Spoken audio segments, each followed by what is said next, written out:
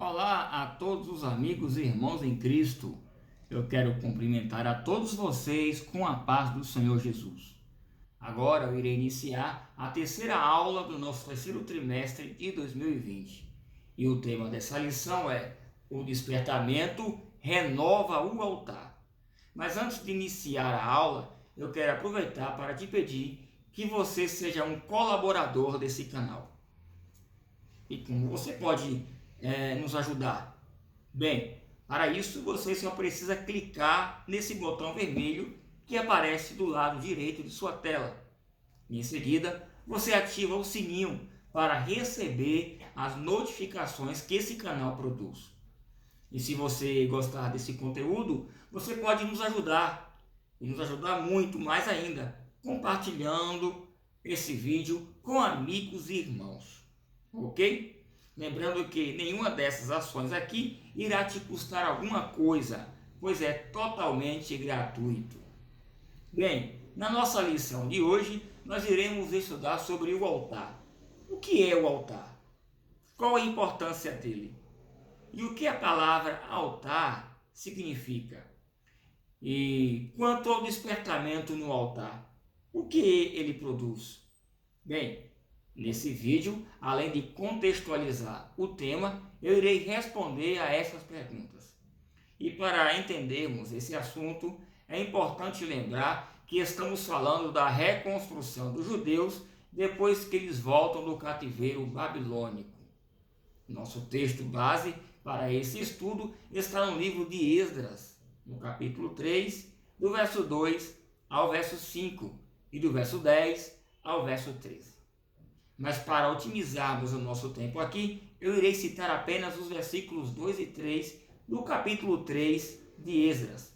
Assim está escrito: E levantou-se Jesua, filho de Josadaque, e seus irmãos sacerdotes, e Zorobabel, filho de Sealtiel, e seus irmãos, e edificaram um altar ao Deus de Israel, para sobre ele oferecerem holocaustos, como está escrito na lei de Moisés, homem de Deus. Firmaram o altar sobre as suas bases, e ainda que estavam sob o terror dos povos e de outras terras, ofereceram sobre ele holocausto ao Senhor de manhã e à tarde. Bem, para entendermos, esse contexto aqui, nós temos que ver a importância que tem o altar. E para observarmos o altar, precisamos, para sabermos melhor sobre o altar, sobre tudo isso, temos que contextualizar, ou seja, analisar o entorno da história e os acontecimentos anteriores a ela. O livro de Esdras começa como o livro de 2 Crônicas termina. Porque no livro de 2 Crônicas termina com o cronista relatando o fim do cativeiro e o rei medo-persa chamado Ciro, que por decreto autoriza que os exilados voluntariamente voltassem. Já no livro de Esdras começa nos mostrando a sequência de acontecimentos que se desenrolam com a volta dos judeus do cativeiro babilônico. Nessa história de retorno, podemos ver Deus agindo o tempo todo. Embora o profeta Daniel orasse muito pela volta de seu povo, ainda como político, que era, tendo muita influência no governo medo-persa, o livro de Esdras deixa bem claro que foi Deus quem despertou o espírito do rei Ciro para permitir a volta dos exilados. E Ciro não somente liberou, mas permitiu recursos financeiros para que eles reconstruíssem o templo. Portanto, já podemos ver Deus agindo de forma tremenda, viabilizando a volta, mas também disponibilizando recursos para que o templo fosse reconstruído. Veja, meu caro aluno, Deus jamais te mandará fazer algo sem que ele não crie os recursos necessários. Se até hoje você infelizmente vive procrastinando a vontade de Deus, você está fracassando e sem justificativa. Isso porque ninguém fracassa na vida por fazer a vontade de Deus. Muitos fracassam por desobedecê-lo. O texto diz que mesmo Deus dando as condições necessárias, apenas a menor parte do povo voltou. Geralmente, quando falamos do retorno dos judeus do cativeiro babilônico, achamos que foi um acontecimento bem aceito por parte dos exilados. Mas o fato é que apenas 50 mil de quase uma nação inteira que foi deportada voltaram para a terra prometida. Em Esdras, no capítulo 2 e o versículo 64 e 65, conta-nos um pouco desse acontecimento. Mas também temos que observar que muitos morreram no exílio. E os primeiros deportados, que ainda estavam vivos, tinham mais de 59 anos morando em Babilônia. E isso sem falar nos que nasceram lá. E por nascimento, então, eram babilônicos, ainda que tivessem sangue judeus. Dentro dessa perspectiva, ainda temos a assimilação e a acomodação por causa do longo período que eles ficaram em Babilônia. Então, deixar tudo para recomeçar do zero, onde não tinha nada, e isso só porque eles eram um povo que tinha a promessa de esperar o Messias. Portanto, o resultado é que muitos não quiseram voltar.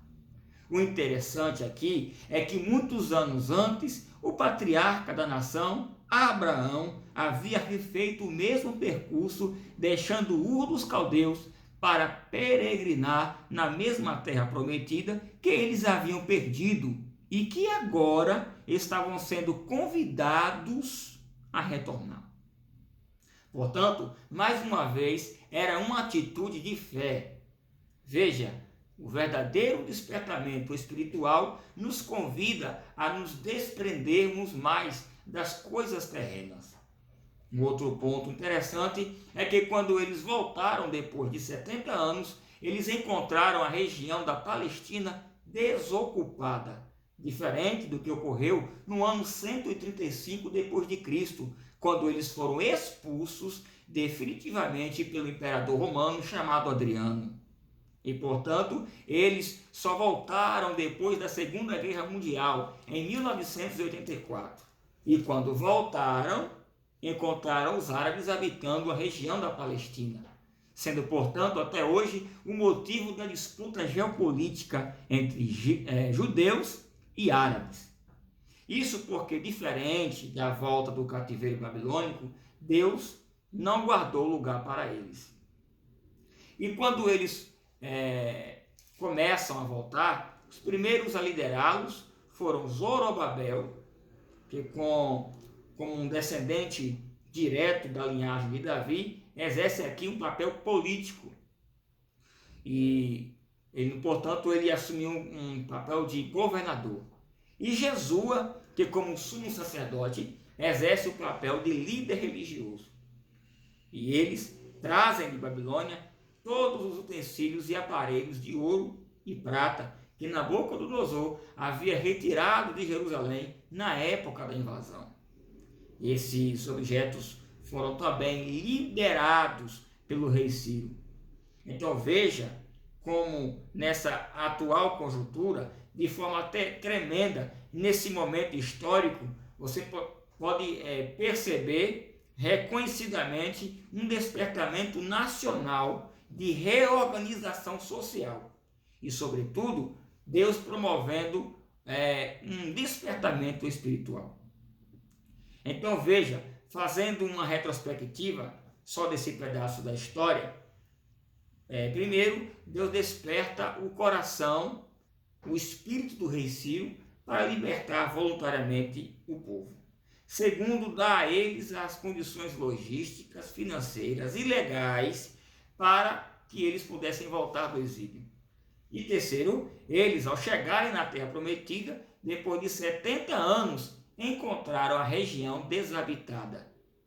Meu irmão, a despeito do que diz o cenário atual, creia que Deus cuida de tudo e o tempo todo Ele é bom. Inclusive, o tempo e a história são servas de Deus. Bem, aos que voltaram, o texto de Esdras, no capítulo 2 e 1, nos diz que cada um foram para as suas cidades ou lugares de origem de onde era cada família. Tudo bem que eles precisavam se reorganizar e se acomodar, mas o problema aqui é que eles se esqueceram do propósito de reconstruir o templo. Eles acabaram se preocupando com o cultivo das terras e a criação dos animais, mesmo tendo os recursos e as autorizações deixadas pelo rei Ciro. Aqui encontramos mais um desafio para os que querem aceitar a proposta de avivamento espiritual, que é tomarmos cuidado com os embaraços dessa vida. É necessário que exista um limite e uma administração do nosso tempo, para que não desprezemos as coisas de Deus. O fato é que você tem tempo para tudo, mas para Deus quase nunca. Há pessoas que só pensam no trabalho, outras em viajar, outras em conquistas pessoais. Lembra-se da parábola de Jesus, quando contou sobre o homem que derrubou um celeiro e depois construiu um maior ainda, e em seguida trabalhou arduamente para abastecê-lo. Depois disse consigo mesmo: agora eu tenho tudo e posso folgar e me fartar. Em seguida, Jesus disse que esse homem era um homem tolo, porque Deus pediria a alma dele e ele não estaria preparado. Não passe a vida toda lutando somente pelo que tem preço. Lute por valores. Então, como eles estavam aqui perdendo tempo e não foram construir o templo, Deus permitiu uma situação adversa que veio dos seus próprios vizinhos, que quando viram os judeus retornarem, eles perceberam a oportunidade perdida que eles tiveram de não terem ocupado as terras. Então agora eles ameaçavam invadir contra os exilados. E como eles não tinham exército, os recém-chegados estavam ainda em organização, os judeus foram cheios de medo e ficaram cheios de terror. O versículo 1 do capítulo 3 diz que eles correram para Jerusalém, que estava em ruínas, e se ajuntaram com só um homem para edificar o templo. E eles então começaram pelo altar. E é aqui, depois de te situar na história, que eu quero resumir rapidamente os objetivos dessa aula. Esse retorno ocorreu no 7º mês. E o 7º mês é o mês em que eles obrigatoriamente, segundo a lei, celebravam 3 grandes festas, que era a festa da trombeta, a festa da expiação e a festa dos tabernáculos. Então, nesse contexto, que surge a necessidade do altar. Mas o que é o altar? O altar é um lugar elevado, feito de terra ou de pedras não lavradas, onde se oferece a vítima de um sacrifício, no caso, geralmente um cordeiro. Veja em Êxodo capítulo 20, versículo 24 e versículo 25. Assim está escrito: um altar de terra me farás, e sobre ele sacrificarás os teus holocaustos e as tuas ofertas pacíficas, as tuas ovelhas e os teus bois, em todo lugar onde eu fizer celebrar a memória do meu nome. Eu virei a ti e te abençoarei.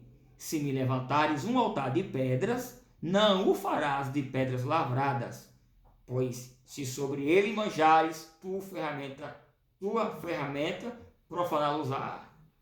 Deus dizia que se eles colocassem ferramenta nas pedras, eles profanariam o altar. Perceba que o altar, portanto, tinha essa representatividade. Uma outra coisa interessante é que quando Deus entregou os 10 mandamentos a Moisés, ele, ao descer do Monte Sinai, ele levantou um altar para promulgar a lei. Você sabia também que quando Moisés inaugura o tabernáculo no deserto, Deus, o próprio Deus, é quem acende o fogo? Está em Levíticos capítulo 8, verso 24.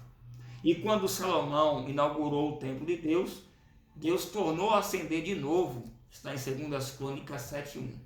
E isso é um gesto claro e evidente que tanto a aproximação como o despertamento é sempre uma ação que parte de Deus. Só Deus pode acender o altar. E isso ocorre quando ele visita o altar, conforme o texto de Êxodo 20, verso 25, que lemos agora há pouco. Outra curiosidade é que quando Israel entrou em Canaã pela primeira vez, eles fizeram um pacto com Deus diante de um altar, que seriam obedientes até o fim. Está em Josué capítulo 8, versos 1 a seguir. Uma outra coisa relevante é que, mesmo antes de Salomão construir o primeiro templo, ele se encontrou pela primeira vez com Deus em um altar que ficava em Gibeon. Está em 1 Reis, capítulo 3 e o verso 4. Assim está escrito: e foi o rei a Gibeon para lá sacrificar, porque aquele era um alto maior. 1000 holocaustos sacrificou Salomão naquele altar. Em Gibeon apareceu o Senhor a Salomão de noite em sonhos e disse-lhe a Deus: disse-lhe Deus, pede-me o que queres e eu te darei. Então o altar é um lugar de encontro, de aliança. Portanto, devemos começar por ele. E foi por ele que Israel também começou. Hoje, algumas pessoas pensam que o altar é aquele púlpito da igreja, mas não é. Então você me pergunta, onde está o altar para que eu possa encontrar Deus? A resposta é você. Você hoje é o altar de Deus. A nossa vida é o altar do Senhor. Veja, em 1 Coríntios 3,16, assim está escrito: não sabes vós que sois o templo de Deus e que o Espírito de Deus habita em vós? Embora existam mais textos aqui, eu não vou citá-los para otimizar o nosso tempo. O fato é que Deus visita o altar, mas o altar não é mais importante do que Deus. E o que significa a palavra altar? Do hebraico é misbea. Essa palavra tem 4 consoantes e a primeira é men, a segunda zain, a terceira bet, a quarta het. E a partir de essa palavra tem 4 consoantes. A primeira consoante, men, quer dizer perdão, zain quer dizer inteireza, bet quer dizer bênção e het quer dizer vida. Então vejamos o resultado final desse acróstico. Perdão nos traz retidão, retidão nos traz bênção, e as bênçãos aqui, diga-se de passagem, não são bênçãos materiais, mas bênçãos espirituais. Então as bênçãos espirituais nos conduzem à vida, e a vida no sentido de comunhão com Deus, porque na Bíblia a vida é comunhão e morte é separação. Bem, agora respondendo à última pergunta do início da nossa aula, que a propósito, não sei se você se lembra, mas eu vou te lembrar que a última pergunta era quanto ao despertamento no altar, o que ele produz? Bem, um altar arrumado e reedificado, que recebeu a presença de Deus por meio de seu fogo, e é importante lembrar que o fogo aqui é o símbolo do Espírito Santo. Então, a principal tarefa do Espírito Santo é fazer-nos lembrar dos ensinos e do sacrifício de Jesus. Lembre-se, o altar não é mais importante do que a divindade. Em João 4,26, assim está escrito: mas aquele Consolador, o Espírito Santo, que o Pai enviará em meu nome, esse vos ensinará todas as coisas e vos fará lembrar de tudo quanto eu vos tenho dito. Outra coisa que o Espírito Santo em um altar avivado produz é o despertamento e a iluminação do entendimento da palavra de Deus, principalmente nas questões que envolvem a salvação. Porque não há uma outra forma pelo qual o homem pode ser salvo e reconectado com Deus, se não for por Jesus Cristo, o homem que se fez, o Deus que se fez homem. Veja em 1 Timóteo 2,5, assim está escrito: porque há um só Deus e um só mediador entre Deus e os homens, Jesus Cristo, homem. Eu encerro, como sempre, citando um texto que está correlacionado com a proposta da lição.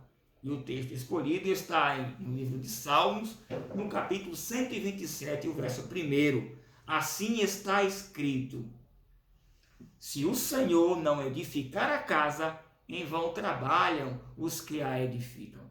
Se o Senhor não guardar a cidade, em vão vigiam os sentinelas. Que Deus em Cristo te abençoe muito e até a próxima aula. Amém.